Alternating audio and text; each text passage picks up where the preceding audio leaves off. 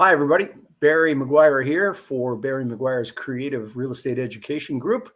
We meet every Monday, 5 p.m. Mountain, and discuss things of interest to folks who do creative real estate investing. And by that, I mean things like rent to own and agreements for sale and fix and flip options, joint ventures, all of that sort of thing. This group has various experts on speaking to membership from time to time, appraisers, lawyers, insurance folks, which is very important in these days of tougher, more expensive insurance, developers, accountants, mortgage brokers, all of whom focus on their role in the creative real estate investing process. We also do focus workshops from time to time where we meet up and spend a day or sometimes 2 days talking about and learning about creative real estate strategies. Last week on the webinar, we had an initial discussion on promissory notes, and that was the first in our series that we're doing on private lending. Started last week, and we're going to do a number of sessions on private lending in the coming weeks.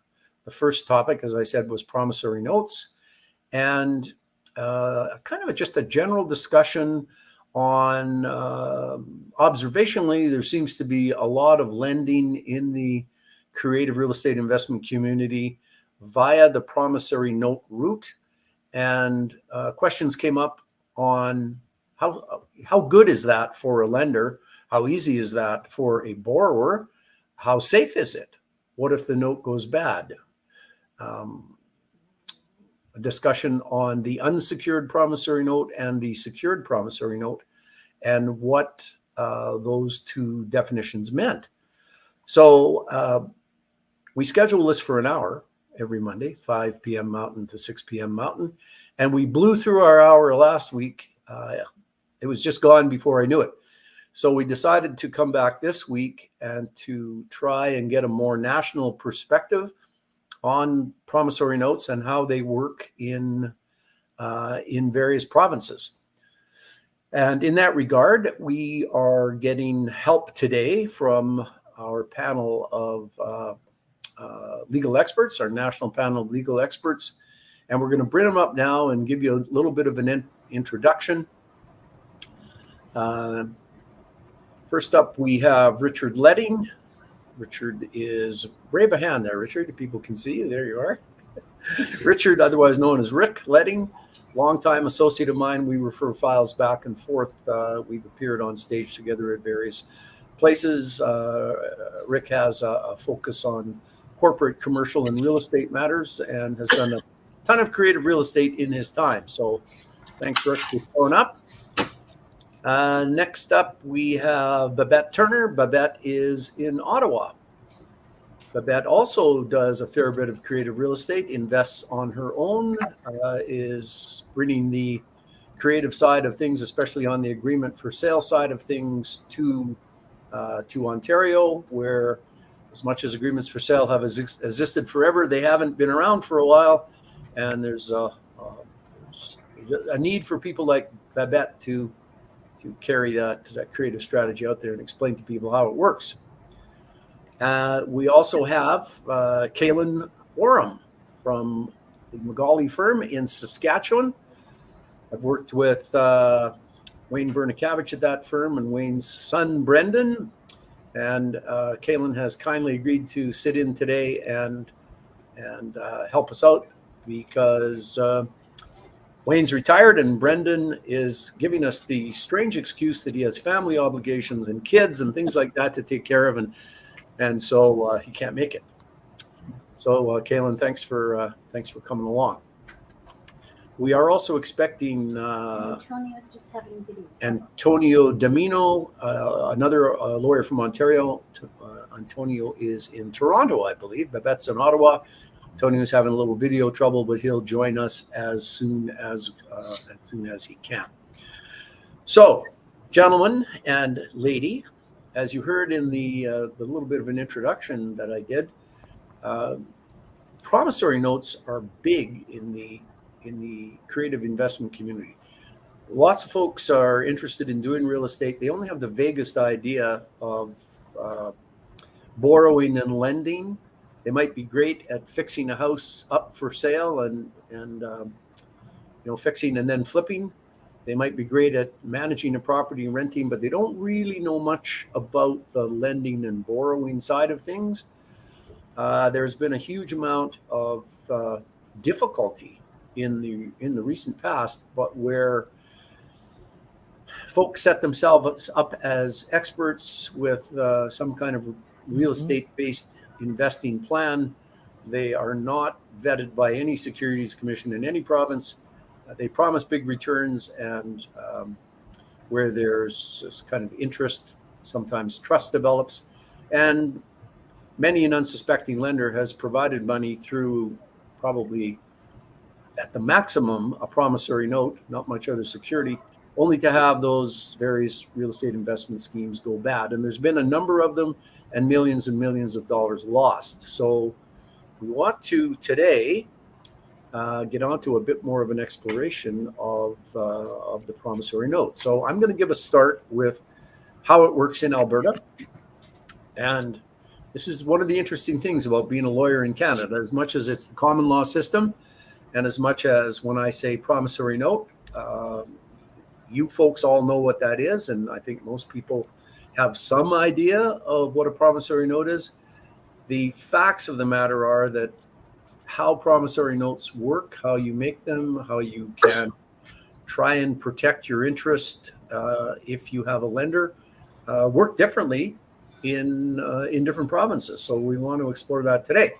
So in Alberta, if I am a borrower and Rick Ledding is the lender, Rick and I can put together a promissory note that says, for example, I, Barry McGuire, do hereby promise to pay to Richard Rick Ledding the sum of $50,000 at simple interest of 10% due by one balloon payment of $50,000 plus interest, June 19th, 2024. Signed and dated Barry. And Antonio has joined the crowd. Where is Antonio? I don't see his picture. There he is. Hey, Antonio, thanks for showing up. You've probably been listening to this, but we'll carry on. So that note that I just described, you can fit that on a half a sheet of paper, if that. It's very simple to do. Now, if Barry does not pay Rick a year from now in Alberta for that note, just the way it is, Rick would have to launch a lawsuit in debt. He'd have to be the plaintiff in a lawsuit suing Barry for the $50,000 plus interest. Mm-hmm. And that would be I'd also shoot your porch light out as well, but beside the point. Yeah, so that's the other side of enforcement. Right. I think Antonio's a pretty big guy. He used to play some baseball, and he has a bat that he uses in Ontario for so that's the basic note situation in Alberta. Now, in Alberta, what Rick could have demanded, he could have said, Barry, we need a charging clause, a charging provision in that note. And the charging provision would be in addition to that note that says, and I, Barry McGuire, do hereby charge my property, insert the legal description of the property, with repayment of this debt. As soon as that charging clause appears in the note here in Alberta, the note can be registered against the title using something called the caveat. Caveat is just Latin for, warning, really, essentially. And it would be filed against the title. If you pulled a copy of the title and saw the caveat promissory note, it would say, it would just indicate that this particular note was on the title, and it has to have the charging provision in it. Now Rick has got a little bit better security because he's got a priority position on the title. So if Barry has a first mortgage, Rick's second, his promissory note, say, is in second position on the title, and then Barry goes out and gets another mortgage from somebody else, that mortgage would be in third position on the title, behind the first mortgage and the registered promissory note. So that gives Rick a little bit better shot at collecting from Barry, because at least he's established priority on the title. and it's a little easier in a debt action to prove and collect. So that is roughly how you can take an unsecured note in Alberta and turn it into a better secured note. Now, we'll talk about an even better way to secure the promissory note in a minute. But let's talk about the basic note across the provinces. So, Rick, if we were doing this in British Columbia and we did that same borrowing with a similar sort of basic note, please take us through the process there. Well, yeah, I actually get, and I have over the last number of years I've talked to quite a number of investors and or lenders about this whole idea of promissory notes. And the Alberta situation is quite different from the BC situation in the fact that you have that magical caveat. And people are quite surprised when they tell me about the Alberta experience and just putting this little clause in there, and they say, well, we can register that against the land. And of course, that's not available to you in British Columbia. We do have a thing called a caveat, but it's a very short-term 60-day kind of provision that allows litigators to freeze title for a certain period of time. But it isn't an omnibus registration provision that you can use. Now, having said that, there is something called an equitable mortgage. And you folks in other jurisdictions may have the same thing, where if you put certain language together, you may very well have the ability to actually register a mortgage against property that will be called an equitable mortgage. But it's equitable because it's not in registerable form per se. You have to actually register it. You have to talk the land title office into letting you register this. And I've seen it once in my 40 years of practicing where somebody's actually registered an equitable mortgage. And it surprised the hell out of me that they actually got it through, but they did. So it's not an easy thing to do, but you could theoretically do it. So okay. Promissory notes in BC are a little bit riskier than what they would be in Alberta because obviously lenders they're striving to basically get some security for the repayment of their monies. Mm-hmm. Okay. And so if your client comes in to see you and says, I'm proposing to lend by way of promissory note, you would say, well, that's a bit risky. Have you considered beefing up your security and not just taking the note? And if they say, have no idea how I could beef up my security, what would you say to them about doing something better than the note? Yeah, well, and probably everybody in all your jurisdictions will probably nod your head when I say this, but there's a whole number of different pieces of security, everything from mortgages, collateral to the note, to general security agreements, which secure all non-real estate type assets. Mm-hmm. So you can certainly go down that path and get some additional security. Okay. And I urge people to do that. So I think that is, as we get to the mortgage as collateral security to the note is something that is going to be pretty familiar across the country, but I'm not going to assume. So let's go to Babette in Ottawa. Babette, let's do the same scenario. This time I am lending you are lending me money. It's a $50,000 loan at 10% simple interest for 1 year, one balloon payment of principal and interest at the end of the year. How much tax does? Sorry. Donna's coaching from the corner. Okay. My producer is getting me going. So okay. Let's make it worse. Let's make it worse. You have a brand new corporation and you have a promissory note, this shell corporation that you just started, and they're now lending me money through this corporation that has no assets in it. And even if I was to sue you, there's nothing to go after. Let's make it worse. Okay. All right. Because that's what happens sometimes. I'm going to buy a building. I start a corporation and then I get a promissory note. And now here I am. I've got some people that are willing to lend my corporation, my brand new corporation, that is completely empty, that has no assets, a promissory note. So that's even worse. That's even worse. That's like a worst case scenario, because At least get a promise, a guarantor. At least have somebody guarantee the promise, an individual Guarantee it. personal. Yeah, so we can go even worse at. But in Ontario, I've checked with other lawyers, and we all think that you need to, in order to register this, you can register it as a collateral mortgage. But to register against the property, I haven't found anybody that would agree that you can just have wording in the promissory note that would allow you to register.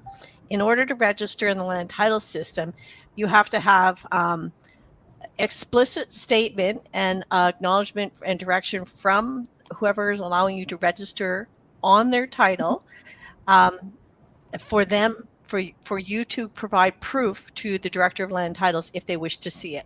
So they actually have to sign saying, I agree that I will be able to give this to it if I if requested. So there has to be a form that can be viewed, and that authorization, explicit authorization, and the director of land titles can audit that and see, yes, you have valid permission to register that. So the only way that I have been able to find that you can secure that promissory note is to have like a collateral mortgage. Right. I did find a 1977 document that said, before we were electronic system, you could register a promissory note and it had to be attached to the registration. But that was an old 1977 note, and I don't know how that's been translated and converted and brought into the new electronic system. Right. Okay. All right. So it sounds like it's similar to British Columbia, that there isn't any easy way to register a promissory note against title, no matter what wording you have in it. I mean, there might be a way to do it, and if you get the registrar on board, but it's not clear and it's not easy. Is that fair to say? Basically, yeah. Everyone I've spoke to, and including when I've seen it in the past, is because I've done this in the past, where if you want to be able to register, you get them to sign an acknowledgement and direction, which is basically a mortgage, that can be registered. So if you say, if it's not paid within 30 days, you're not paid within 60 days, I can go ahead and register this. You'd have to, at that time, get them to sign the appropriate document that would allow you to register. Gotcha. And then there would be standard charge terms. You have to identify what the standard charge terms. So basically, you're preparing a draft mortgage, a draft charge to register in the future. So you don't have to register at that time, but they have to sign the documentation stating that they can. Okay. So Barry, if I may, I'd just like to add one more comment too. My understanding is that there's a Supreme Court of Canada decision that says that promissory notes have to be unconditional, relatively simple documents, or they're unenforceable. So the question is, and I've often thought about this, is that if you start putting in this language about this condition that you can basically register this charge or whatever, does that put you offside with that Supreme Court of Canada decision? Does it make your note unenforceable and no longer a bill of exchange? Good point. As I was doing my Alberta research, I didn't come up with any cases from the SCC that would override how we do things in Alberta. But I wasn't really going hard in that direction, Rick, because for all these years, we've had our way to do it, and we've just done it and haven't run into a problem. But good point. Well, I actually know about this case because I actually ran into the lawyer. It was a British Columbia case that went to the Supreme Court of Canada. I ran into this lawyer who was quite proud of himself because he was the lawyer who basically argued it at the Supreme Court of Canada, and he was quite adamant about making sure that I knew about this, that you got to be really careful. You start putting conditions, putting too much in your note, you're basically going to run afoul of this of the Bills of Exchange Act and that Supreme Court of Canada decision. Well, you know what? I think where we're heading with all of this, and we'll come to a conclusion once we've heard from Antonio and Kaylin, is that a simple promissory note, even with some extra words, is not very good security for you. So let's, Antonio, you've heard what Babette has to say about the picture in Ontario. Anything to add on to that from your perspective? Yeah, so I just want to confirm, can you guys hear me okay? Yes, hear you fine. Yeah, so I mean, I would, for the most part, concur with Babette that, yeah, a promissory note is a covenant to pay money. It doesn't create an interest in land, and so it's not registrable in Ontario. Um, Essentially, to have remedies against, the debtor's property. So, in plain English, you give money to Bob. Bob doesn't pay you back. Well, now you have to get a judgment in court, and then exercise that judgment, and that'll create what's called an execution creditor. So you have to, number one, go to court, and that might take a year, 2 years, and many fees later. Get a judgment from the judge saying, yes, I agree that you owe this person. This person owes you money, and there was a promise to give you money. But then you got to take that judgment and get a sheriff to go and execute that property, that promissory note, and basically say, we have the right to sell your property, to sell the property um, to get the money, whatever property you have. And Gotcha. so just hearing that, that's just like that can be 3-4 years. And generally I always try and advise as much as possible for clients to just get a standard mortgage or a collateral mortgage. It's registered on title. The power of sale process in Ontario is very streamlined, Mhm. and there is a way that you can register a promissory note in Ontario. It would be what's called a Section 71 registration. So, but like nobody really uses it. It's sort of one of those things that if we're going to go through all this trouble of putting this promissory note on title, why not just do it right and do a mortgage?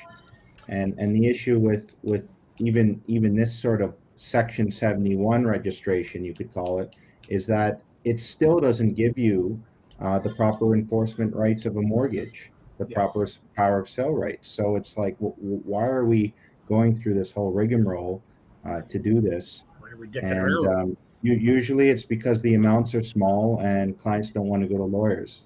And Good even point. if it's 50,000, if you're going to spend $2,000 to get this registered properly, to me it's worth it. Like 2,000 out of 50 grand is a small percentage.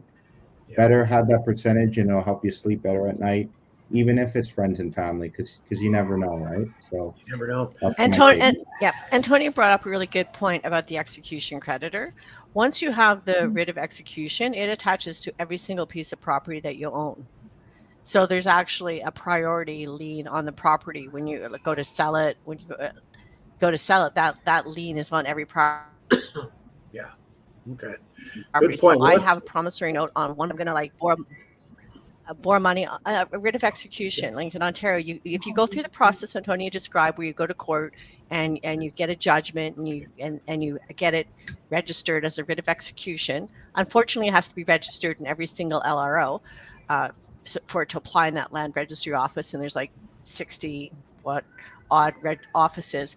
But once you have that writ of execution, if anyone was to buy that property and it does a search, it has to have a clear search. So if I borrow money, I have one property, I borrow money, I default on it, but I have 10 other properties. When I go to sell any of those other 10 properties, there is already an automatic lien. That writ of execution applies to everything I own within that LRO where the writ of execution has been registered. Now, if you get that judgment, you can pay to have it registered in because it's a registration. You have it registered against the person. You could get it registered in every single LRO and pay the money for it, but typically it's just registered in the one where the person lives. And so it is basically a default judgment on all of their property once that exists. So, Babette, thank you for that. We're lucky in Alberta. We only have 2 land registration offices, not 60 plus. Let's move over to Kaylin in Saskatchewan. So, Kaylin, you're right next door to us. We have quite similar land titles, acts, and systems, but they're not exactly the same. So, what's the view from Saskatchewan? Yeah, I would say in commercial or residential deals, I've done probably, hundreds of promissory notes. I don't think I've done a deal where a promissory note's been the only source of security. whether it's a loan agreement, a general security agreement, a guarantee, especially, as Babette had said, in the case of a corporation, it could be a holding company. You're going to want to guarantee there. I know in Alberta they use transfer back authorizations more in real estate deals, especially in commercial real estate deals. Mortgages, first or second or third priority. Point being, it's rare to see a deal where a promissory note is the only form of security. I've never seen one where we've registered it in the land titles registry. That's not to say that there isn't value for promissory notes. It's sort of one tool, I guess, in the toolbox. It is a legal instrument. It does provide some flexibility for lenders. As a borrower, you can, go to a lender in a private deal and say, here's this legal instrument that states the indebtedness that I owe to you. It's a legal, binding contract, and you don't have to, secure any asset to that. So there are benefits depending on what side of the aisle you're on. But yeah, in Saskatchewan, I don't think you can register a promissory note against an asset at the land titles registry, and yeah, it's not often I've come across a promissory note where it's secured a property. All right. Well, I did some research myself for New Brunswick and Nova Scotia and Manitoba, and it's pretty much the same perspective. Each of those provinces likely have this thing called a caveat, but it's used for different reasons and certainly not used to register an interest in a promissory note against the title. There's even a case from Manitoba where they had the words in the note, so it's a good case to look at. The lender relies on the above security for payment of this note and may proceed directly against the security in case of default for the property specifically described as. The court said that note wasn't enforceable as security against the property. It wasn't an equitable mortgage, so even worse. So across the country, somehow Alberta is on its own with what they're doing with registering promissory notes. But whether we can do that in Alberta or whether we can't, I think the general consensus is that a note is not, it's some security, but it's certainly not the best security. And so I'm going to go back to Rick. Now, Rick, you talked there about then, Kaylin, I think everybody said when you're looking to take other security, there's lots of other security that you can take. But let's just talk about a basic mortgage as collateral security to a promissory note. So Rick, in BC, if you say to your client, listen, you want to lend by way of a note, that's fine. But I'm telling you that you should have better security than that, and I'm suggesting a collateral mortgage. Is that a relatively straightforward position for you to help your client with? Is it expensive to do? And should the debtor go into default,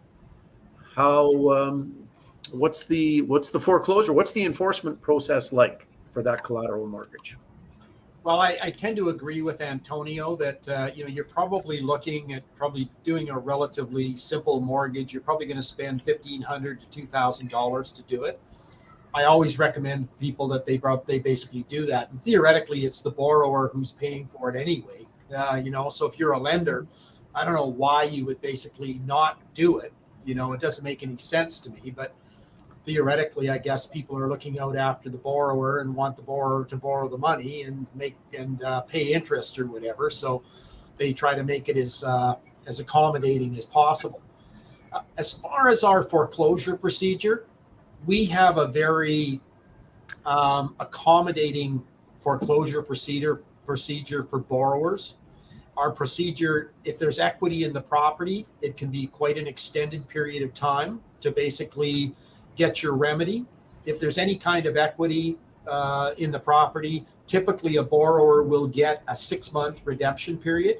In other words, a period of time within which to come up with the money and pay out the loan.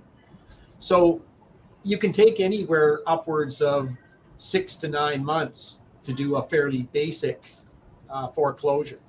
Now, having said that, during that time frame, interest continues to run. So you're still going to get, as a lender, you're still going to get paid your interest. It's just you have to wait, and you're not going to have any cash flow while you're waiting for this foreclosure process to complete. All right. And so you're going to be able to, interest is running while you're waiting. And we have that same 6-month redemption period in Alberta if the borrower has any equity. So interest continues to run. What about the other expenses of the foreclosure, your legal account, property management costs? You have to pay maybe insurance, the lender has to pay insurance, has to pay taxes because the borrower is in default. Are they able to collect all those things because they have a mortgage that allows them to do that? Yeah, those expenses like paying property taxes and insurance, those are all recoverable. Those would all be tacked on to the amount owing on the mortgage. When it comes to legal fees, typically speaking, most foreclosure lawyers I talk to say, you might get 40% of what you spend, maybe up to 50%. Obviously, it depends on the judgment of the court, but that's typically what people expect. Okay, so that's a really interesting point, and I'll just throw in part of the Alberta situation for comparison. So yes, you foreclose, you collect your principal, your interest, and then really any other expense. I think it's the opposite in Ontario. Well, every other expense is collectible here in Alberta. Sounds like it might be more like that in Alberta. Sounds like it might be more like that in Ontario. Yeah. Now, no, power of sale. Power of sale is like that in Ontario. Okay, well, just give me one second, but that foreclosure is different. Okay.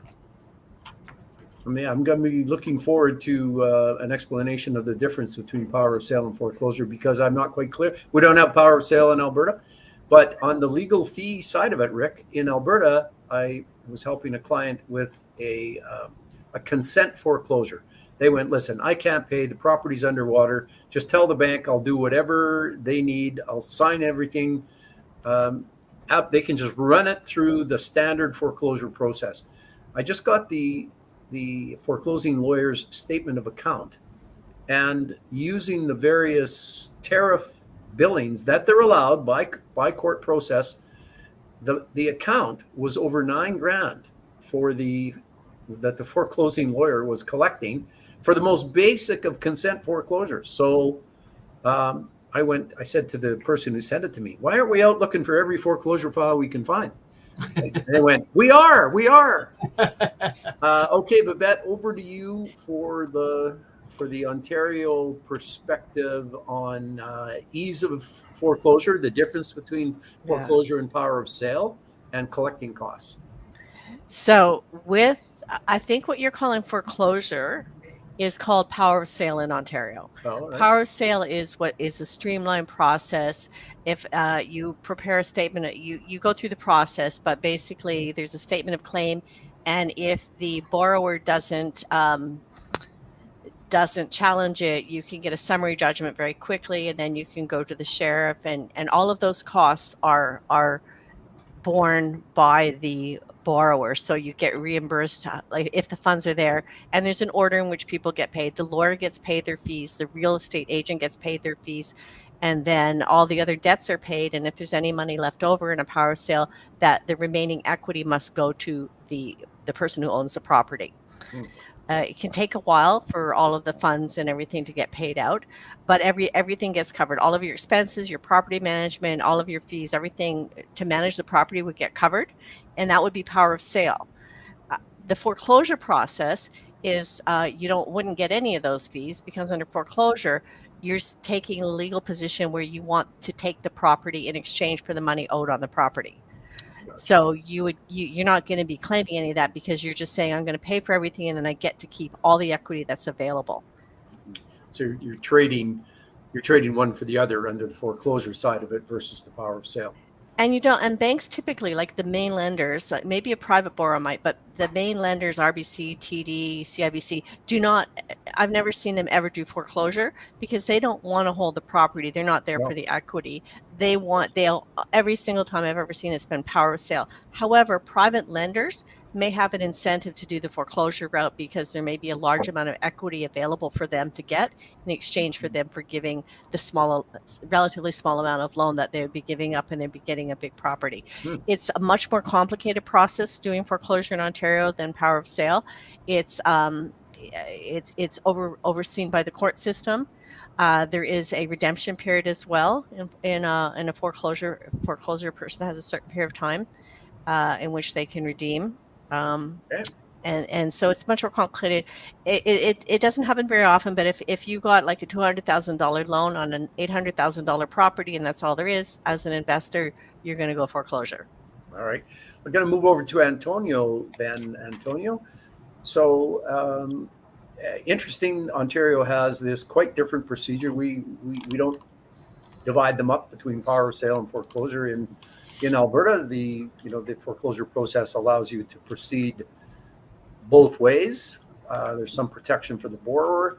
What other comments from your end, Antonio, on how things work in Ontario?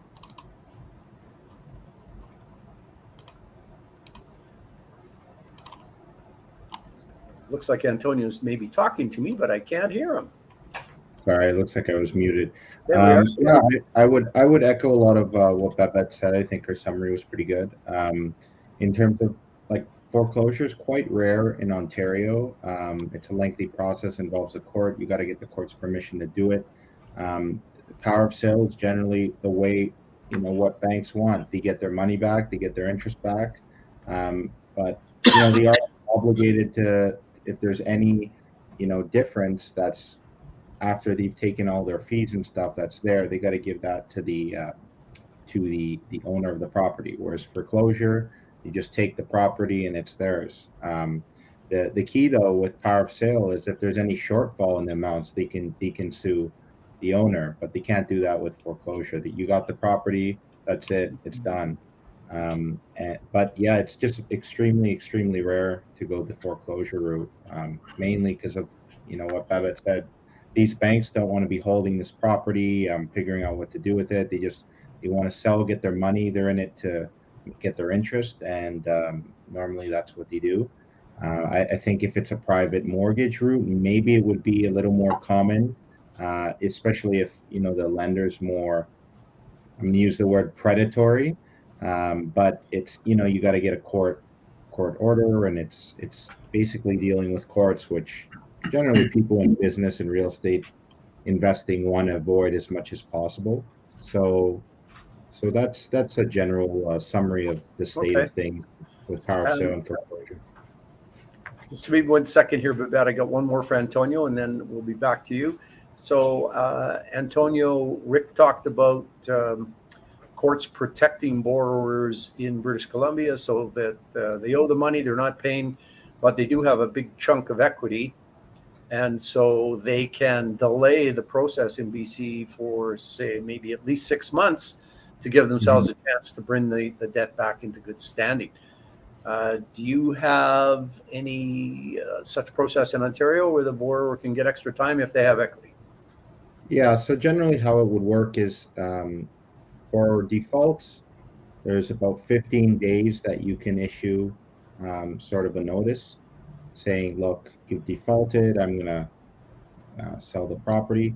And then from that time, there's another 35 days that you can, what's called the redemption period, where the borrower can put the property in good standing and not be in default.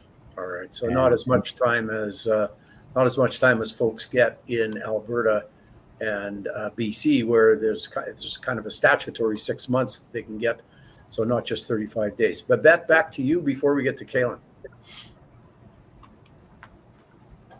Muted, Babette. Babette. There. Babette. Okay. There we go. I'm there. Okay. Yeah. So when Antonio was speaking about the court permission, I should also say in foreclosure, the court may deny the foreclosure process and have you go power of sale, in which case if you started under foreclosure, you're now under a court supervised power of sale, which is much more costly but now you're forced into a power of sale with all the unpleasantness of being the court supervised power of sale versus a regular one. So there's always that risk as well. Is that the court looking out for the borrower who's got a ton of equity that the nasty lender is looking to grab using the foreclosure route? They could do that. Yeah. Kaylin, what about you? What's going on in Saskatchewan? Well, the process it takes a while if you're the holder of a mortgage. And I would say particularly since COVID, the courts are very protective to mortgagors. And in Saskatchewan, the courts have up to 8 months to kick it down the road. The first step being a demand letter. Then after that, you have to go to court. You have to get what's called a leave application granted, essentially permission from the court to actually foreclose on the mortgage. The court has upwards of 8 months. If the mortgager comes to court, shows up and says, hey, I have some equity in the property, or not even that, even if I just have an intent to redeem the mortgage, the courts are very reluctant to grant leave at that first hearing. They'll kick it off to the second appearance or third. They have 8 months to do that. So borrowers have quite a bit of time if they get involved in the process to redeem their mortgage. After that, if they do grant mortgage, often the courts will say, we grant mortgage, we'll grant leave, but on condition that they have 45 days to redeem or enter into a settlement out of court, and then you can have leave. After that, a statement of claim is issued. After that point, if a statement of defense is filed, then it's just a typical litigation matter. Just goes through the typical litigation process. Typically, it's a statement of defense not filed. So after the statement of claim, you either get an order in ISI for judicial sale or foreclosure. So a judicial sale, you have a selling officer that lists the property, and it's a court overseen process. You have an upset price of your property. You can't list the property for less than that upset price.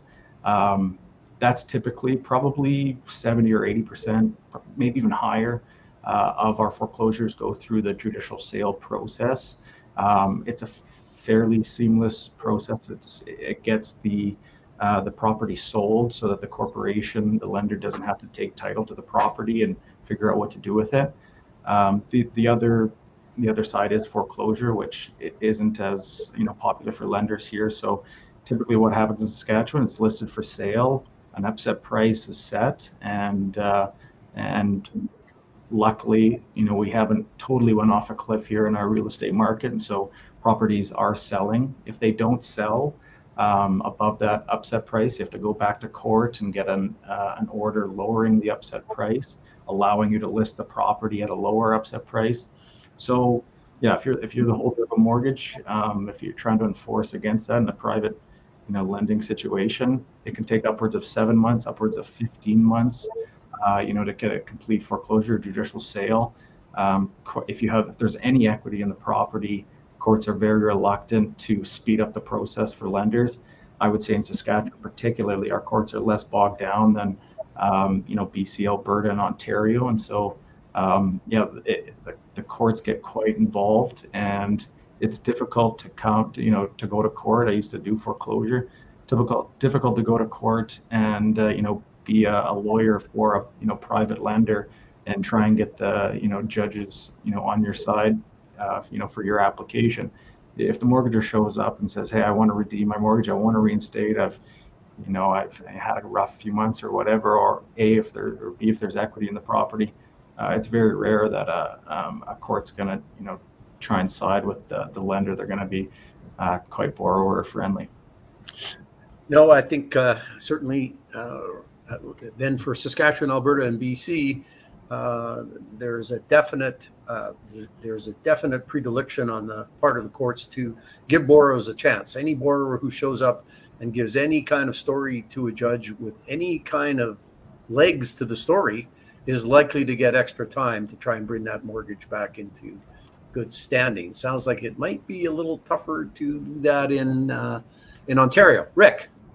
I just wanted to say that I find it quite fascinating that in Ontario, it sounds like you have to make a decision early on in the process as to whether or not you're going to go the sale route or whether you're going to try to take the property back. In BC, we have all these various remedies running along simultaneously, and at some point along the way in the process, the foreclosing party has to make a decision. Are they going to basically try to sell the property at the end of the redemption period, or are they going to try to take order absolute? And they have a choice along the way as to which route they go.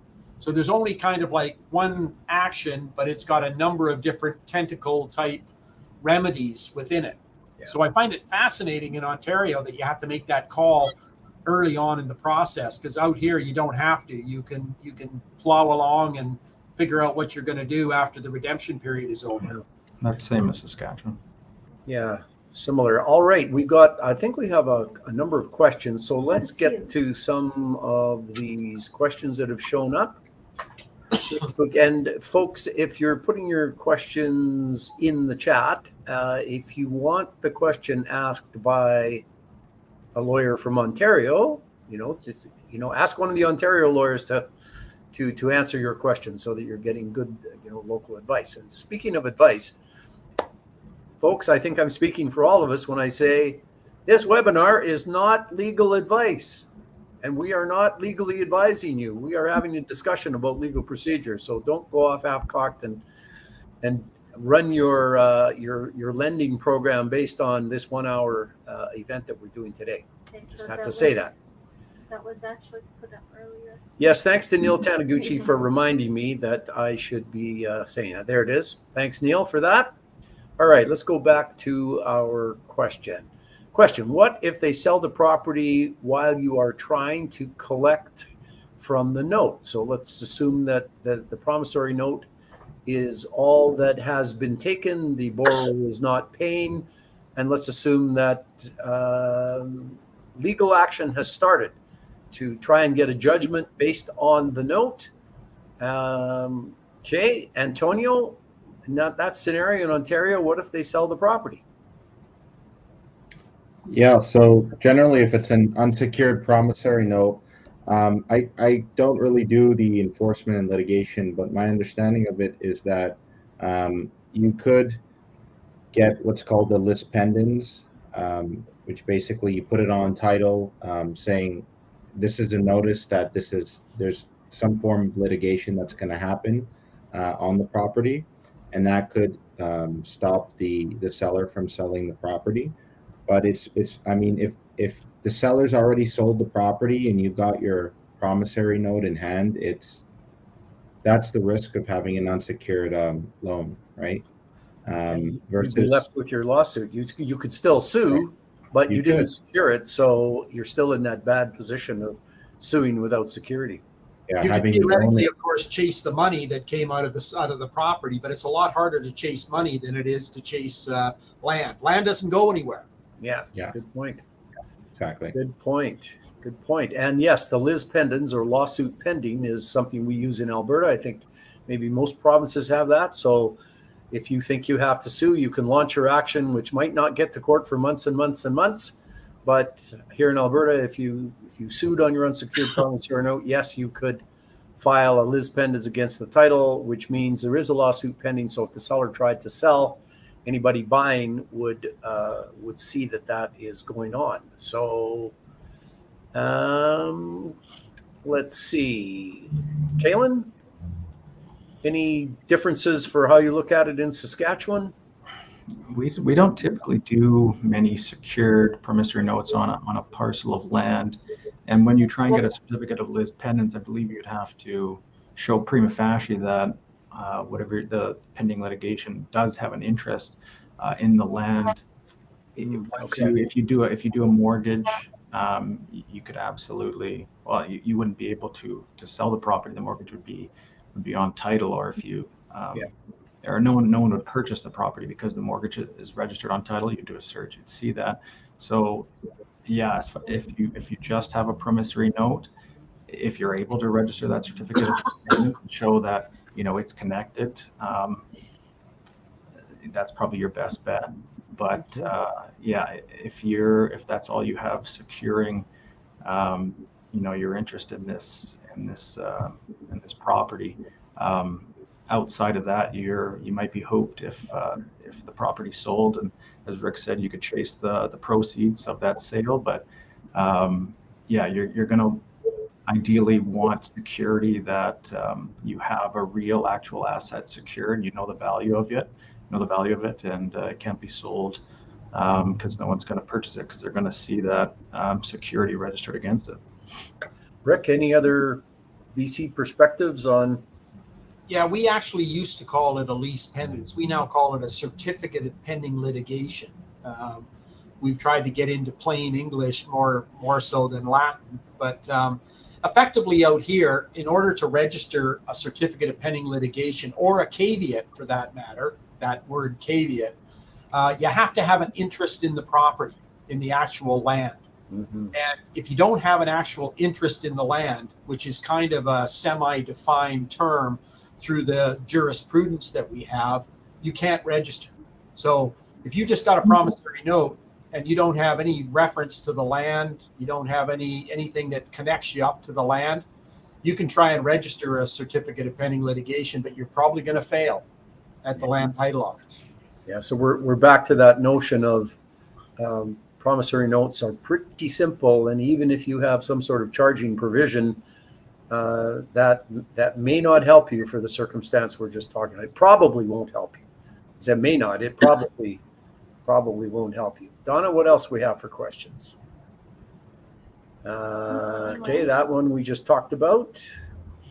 If you live in a different province but lend in Alberta, which provincial rules apply? Well, if you lend in Alberta, hopefully you've had an Alberta lawyer assist you with preparing your security. And so Alberta rules would apply for a loan in Alberta, is the answer to that one. And Donna, any more? This one's the same, basically. Basically, in which province the agreement referencing? The province of the borrower or the province of the lender? Well, that's maybe a little bit different. Now, I'm not a litigator either.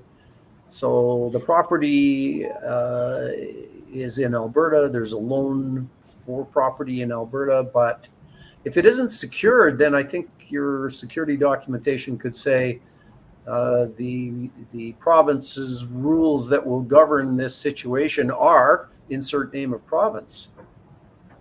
Now, if it's a secured loan and a mortgage registered against the title, then it would be the rules for the province in which the mortgage has been registered. So, what else, Donna? Do we have any more? Isn't registered? What if it isn't registered? What if the mortgage isn't registered? What if the promissory note? Producer Donna is asking me a question here, folks. So it's a promissory note. Yes. What province applies? It's an IOU. Remember we talked about the unsecured? I think it's going to be the province of the lender.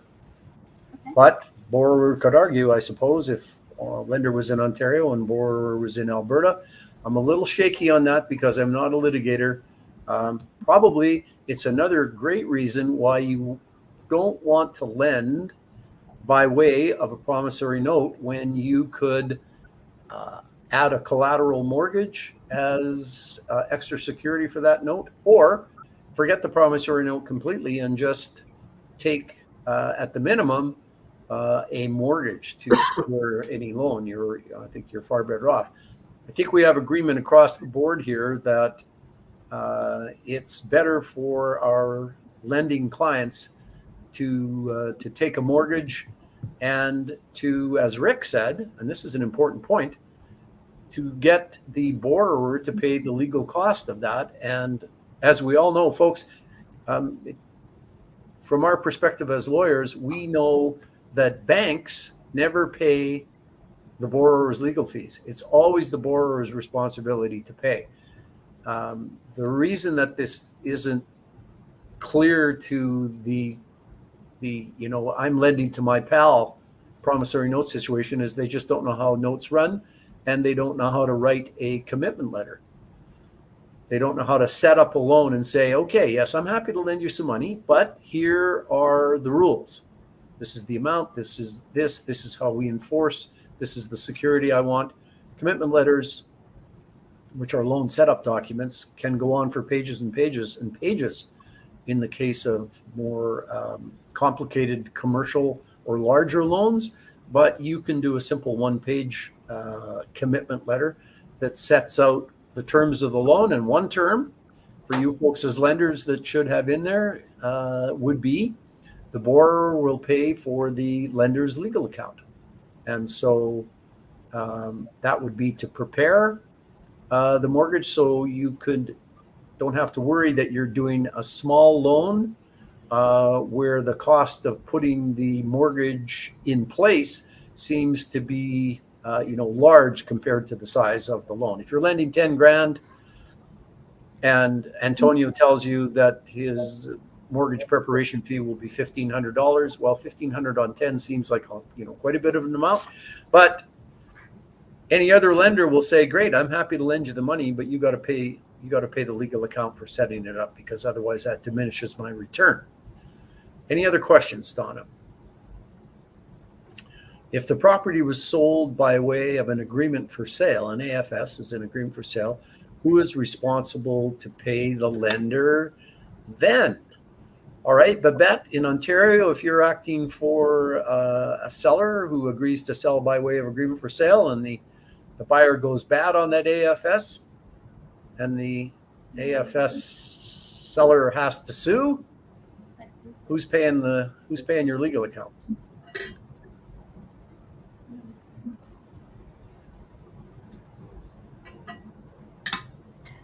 Normally with an AFS, the lender gets paid at the end. So, and the seller can take back the property at any point in time. So the seller's going to be monitoring it, right? Making sure that it's paid so they can have a joint account so that the seller sees that the mortgage is not going in default, because the contract is with the current owner who was the original borrower. Because if there's a shortfall, at least in Ontario, they're the ones that can be sued. So the borrower is going to want to make sure under AFS that the buyer is doing what they need to do. So the seller is going to be monitoring the bank account. So it's the same as if there was no AFS. If there's a shortfall, then the lender has to pay it. Sorry, not the lender. The borrower has to pay all the fees. They're the one that's going to be sued. It's as if you were enforcing on a mortgage. The fact that there's an AFS just means that somebody else is paying that mortgage, and if you are the person who is legally responsible for that, you might want to monitor and make sure that happens. I was looking at that slightly differently and saying to myself that when a property is sold by way of AFS, the seller is also the lender when you look at it from one perspective. But at this point, folks, we are coming up to. I want to add one amazing way to use a promissory note in a recent transaction. I just have to share this. Okay. So I have a promissory note for the client who had no property but had to provide collateral. His wife owned the property, he didn't own it, so his wife was a guarantor to the promissory note, which allowed us to register a collateral mortgage on her property, even though he borrowed the money. Awesome way to use a promissory note. Good. That's a good one. All right. Well, as we finish up, we're going to go around the table and just get any, I guess, finishing words of advice from each of you folks on lending by way of promissory note. It might turn out you're all saying the same thing, but Kaylin, let's start with you. Finishing words for today on our topic. I would say if you are a lender or if you are a vendor doing vendor financing, I would say ensure that you have more than just a promissory note. Go to a lawyer. They'll be able to give you several options for security. And not only that, but look into who you're selling to, look into what assets might be, available at the, personal property registry, the land titles registry, etc. If you're a lender, don't just rely on a promissory note. If you're a borrower, it does provide some flexibility, and going to a lender, going to an owner of a property and saying, hey, I can provide you with this legal binding document, and it shows the indebtedness that I owe to you, and it gives them some peace of mind that they have some security over that indebtedness. So I would say if you're a lender, protect yourself. If you're just considering a promissory note, if you're a buyer, it's another tool in the tool shed for borrowing. All right, Antonio, last words. Yeah, so I'd say, yeah, anything over 40, 50. I'm more on the side of, being sure you can sleep at night, and especially for new investors, like losing 50 grand, 50 grand may not be very easy to save up. And when you're a new investor, if you get a few big losses in the beginning, they can significantly delay your real estate investing career, right? When 50 grand, when you're a multimillionaire, 50 grand is a drop in the bucket, right? But when you're just starting out and you want to really get that first property, um, I would venture on the side of being safe. Make sure you got security. If it's under 40 grand, if it's like 10 grand or something like that, you can get a promissory note, but just understand that this is money that I'm okay in the long run to lose, and this is a risk that I'm taking. And I do have a promissory note, which is better than nothing. It's a contract, and I can sue on it, and I can use that as leverage. But ultimately, if the other side has a good lawyer and doesn't want to pay you, at the end of the day, you're looking at maybe 10, 20 grand just to get your money back. And if you're trying to get 10 grand, spending 10 or 20 grand in legal fees to get 10 grand doesn't make much sense. So, And that's a maybe. Thanks, yeah. Antonio. Babette, what about you? Finishing words. I think I'm the same, that you're going to want to have some form of collateral. And unless it's such a small amount, you don't care. It doesn't matter if you lose it. I would not have problems with somebody giving a promissory note for $3,000 and just take the risk. 3,000, possibly 5,000. If it's a small amount and you can lose it, the amount's actually too small to register. There's going to be an area that's absolutely you register, a small amount you don't register, and then there's going to be that gray area in the middle. If it's 20,000, is it worth it? Is it worth the legal fees? Maybe not even do the loan if it's not worth an amount to register. Yeah. So it's small amount that you can lose, a large amount absolutely register, and there's a gray area. You're going to have to weigh the cost of enforcing versus the cost of registering, and maybe not do the loan if it's in the middle area and it's not worth registering. Thank you, Babette. Rick, last word to you out in beautiful British Columbia. Yeah, I'd say ditto to everything that was just said by my colleagues here. One thing as well that I find quite interesting, and I see lots of the remnants of these types of deals and so on. And oftentimes I'll talk to the people who are the lenders, and I'll say, "So, what did you do as far as underwriting this loan?" And they kind of look at me like, "Underwriting? What do you mean underwriting?" Like, did you get a net worth statement from this guy? Did you check him out at all? Did you go on the internet, find out a little bit about him or anything? And it's surprising the number of times that I get an answer where people say, "I didn't do any of that." And of course I draw them to the attention of, have you gone to a bank? What does the bank do? You're now the bank. You're the lender. You're the bank.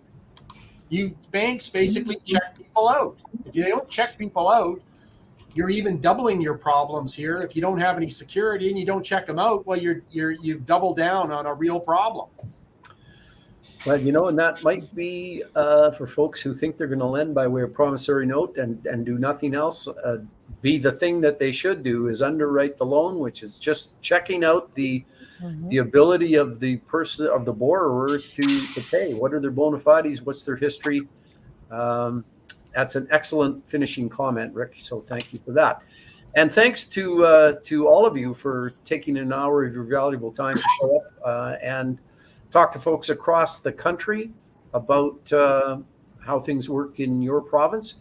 We have put all of your contact details in the chat. So if anybody wants to contact any of these fine lawyers, you will be able to do that. So Hopefully they'll come back. yes, and as we move through our private lending program that we're developing, I'm sure we're going to be asking you to come on and speak about other aspects of private lending as we move forward, and hopefully you'll be able to help out in the future. So Antonio, Babette, Kaylin, and Rick, thank you guys very much. And at this point, we're going to sign off. Have a great rest of the evening, everybody. Thanks for inviting us. Take care. Okay. Good Take night, care, all. guys. Good night.